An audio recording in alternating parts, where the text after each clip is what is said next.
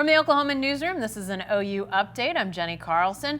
Oklahoma has lost one of its assistant coaches, Jay Boulware, who has been with the Sooners for several years, is moving to Texas, where he actually played some college football. Ryan Avery joins us on the phone to talk about Boulware's departure and what it could mean moving forward. Ryan, this doesn't seem like an out of left field move, considering Boulware's connections to Texas. Is it a bit of a surprise, though? I mean, he has been in Norman for quite a while now. Yeah, not as much, just because, like you said, his connections with the University of Texas. He wanted to get back there. He's from Irving.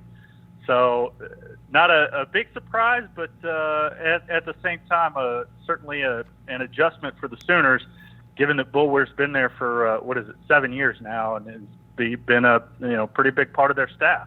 Yeah, coaching special teams and running backs. So what's the plan at this point, or what's the potential plan? I know it's hard to say who might take that position over, Ryan, but as always, when you've got coaches moving, there might be some changes in assignments and different sorts of things. What's your best guess about what Lincoln Riley may do now that he has this open assistant's position on his staff? Well, I think the great thing about the staff that Lincoln Riley has built, especially a couple guys on it we'll talk about here in just a second, is the versatility of it. So he doesn't necessarily have to fill the special teams role and the running backs role that Jay Boulware took. He can hire really the best coach out there because of a couple of guys. One, Shane Beamer, who's been a special teams coordinator elsewhere. He's helped Jay Boulware with special teams the last couple of years at Oklahoma. He can coach a variety of positions as well. He's been their H-backs and tight ends coach. So he's coached running backs other places. He's even coached on the defensive side of the ball. And then two, Cale Gundy, who's the inside receivers coach.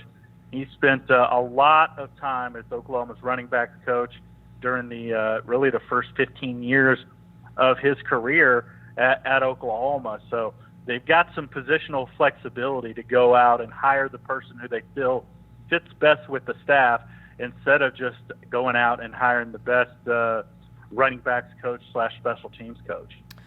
In what ways do you feel like Jay Boulware's absence will be most felt, Ryan? Because, him coaching in two pretty major areas, obviously the recruiting aspect of things. What do you think will be most missed as Lincoln Riley, and will maybe sort of give us an indication of what Lincoln Riley will be looking to fill in terms of the void with this hire that he's going to have to make?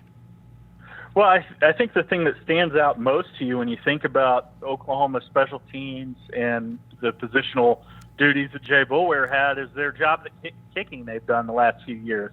Now, obviously, a big part of that had to do with the fact that he had Austin Seibert for a big chunk of that 4 years as both a kicker and punter, but he was excellent in both of those roles. Michael Honeycutt before him was excellent at kicking, and obviously Honeycutt was established by the time that Boulware arrived. But then this year, Gabe Burkich was absolutely fantastic for them. So they certainly want to keep that up. They feel really good about the Burkich, and he's got 3 more years of eligibility, but certainly want to see him continue to grow during the rest of his OU career.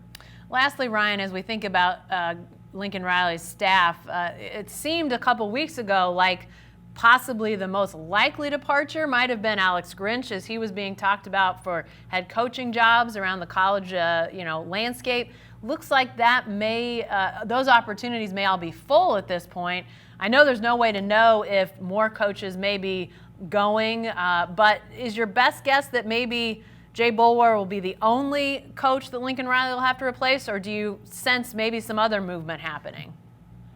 Well, I think to me, the one other place where there could be movement is if Ruffin McNeil decides to either step away from football or take a step back and take another role within the athletic department. There's been some talk about that recently.